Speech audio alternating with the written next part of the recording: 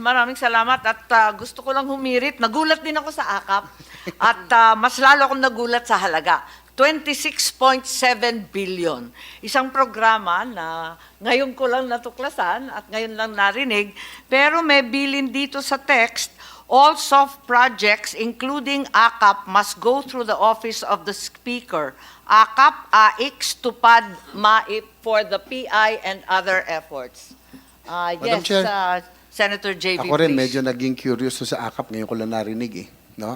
Siguro can ask DSWD, what is this program about?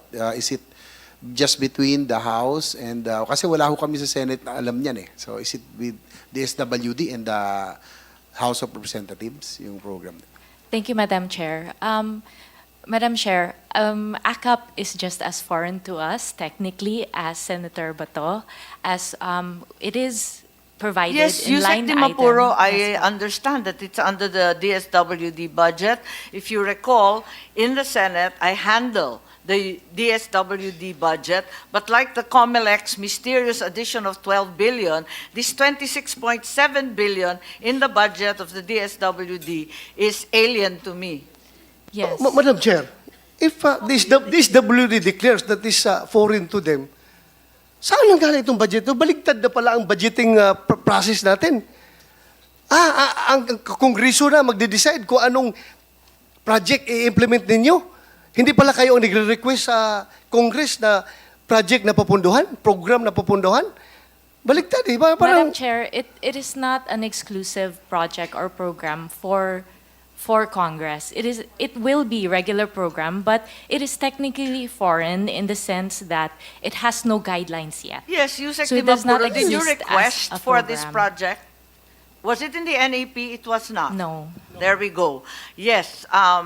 Do we allot sums of money, enormous sums of money such as this, almost 27 billion, for a project or a program that is undefined, unnamed, unfamiliar, with no guidelines whatsoever, with no target beneficiaries, and is just left open? Is this the usual practice in the DSWD? Not necessarily a usual practice Not in the necessarily. DSWD. So sometimes DSWD has these magical projects that no one has ever heard of before. We don't create magical projects, Madam Chair. These are But part when of is the it GAA. necessary? You said not necessarily. So there are times when it is necessary to invent projects? There are times when there are necessary projects to Yes, you have QRF and you have all kinds of emergency Yes. assistance. I'm very familiar. Why do you have to invent AKAP? AKAP is not invented. I But you believe just said that guidelines and the purposes had not been established. yes, guidelines have to go through proper policy procedures. So Pero it's not linagyan na ng invented pera, out of the walang air. nakakaintindi kung paano gagawin, kung kanino ibibigay. Walang kaplano-plano pero may pera na. Madam Chair, there are programs that are provided by the GAA for NGAs to implement. But before we Yes, do with all implement, due we have respect, to... Yusek, that is not the usual budget process we're familiar with. There's always a very well-defined project or program before a line item magically appears in the GAA. It's fought over, debated, and discussed very, very thoroughly in the subcommittees as well as the plenary. This wasn't.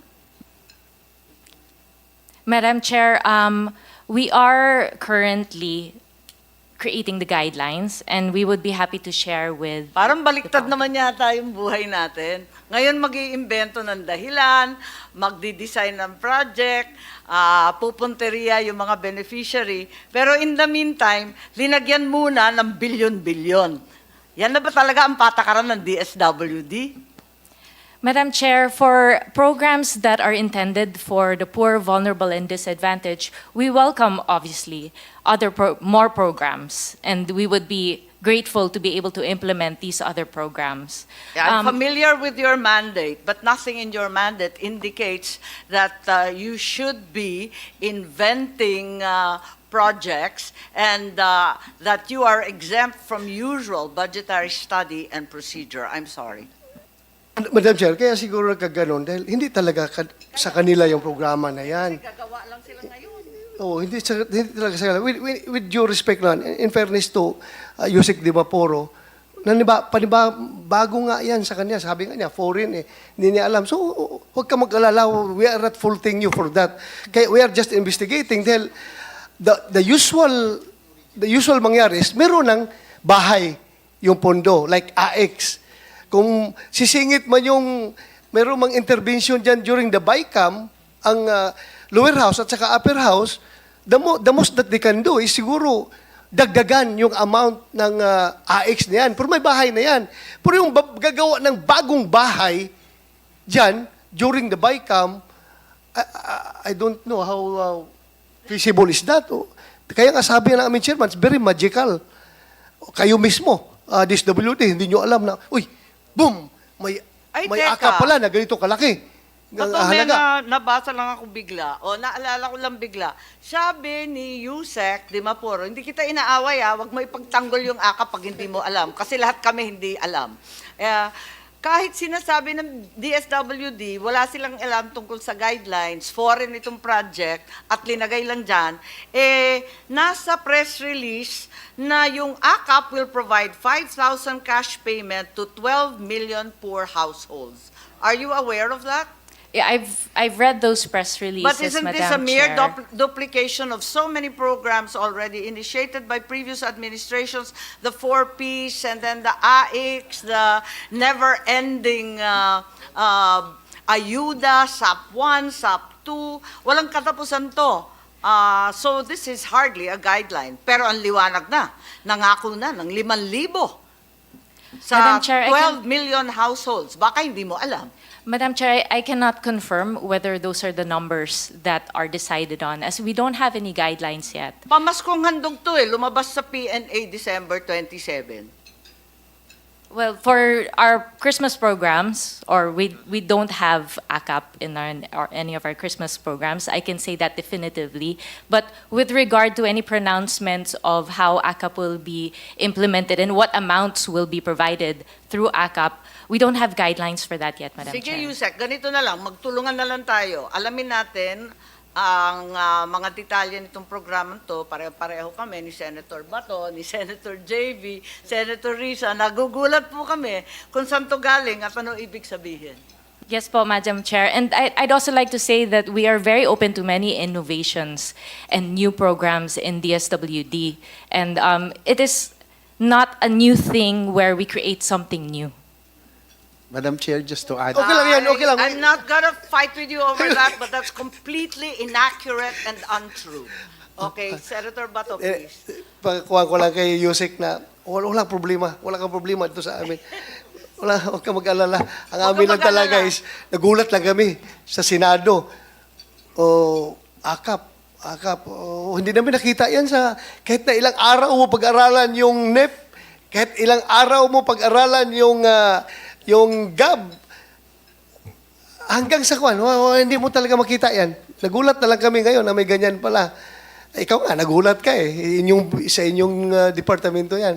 Okay lang, pareho tayong nagulat ngayon. A happy Huwag kang surprise, mag-alala. Senator Ha? Bato, Madam Chair. A happy surprise because it will help the disadvantaged Yeah. at the end of the day. Hindi, walang problema yan. Hindi, okay lang yan. Kung mapunta sa taong bayan yan, importante yan. Okay ako, walang problema.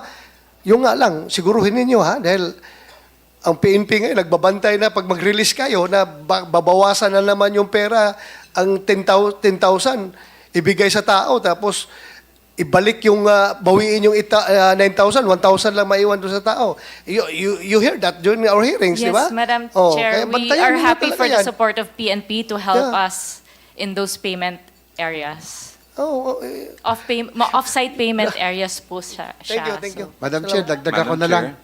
Dagdagan ko na lang yung, Senator JV, yung pagka-surprise hindi kita inaaway, natin. mahal ko yung pamilya mo. Ang course. problema, wag mo ipagtatanggol yung hindi mo kaya ipagtanggol.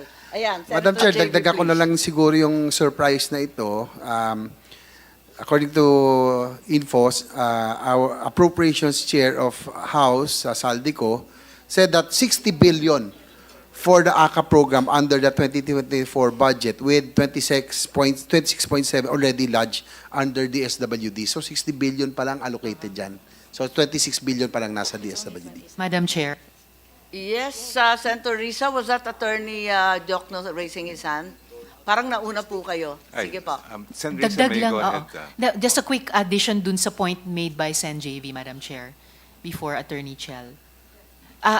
Just to follow that, at mukhang unprogrammed funds yon yung in-announce po nila sa press conference na yon. Just for the record, Madam Chair. Salamat po, Madam Chair. Salamat, Attorney Pero ang Chell. bongga ng unprogrammed, nakadetalya na, 5 million per family. Ayos.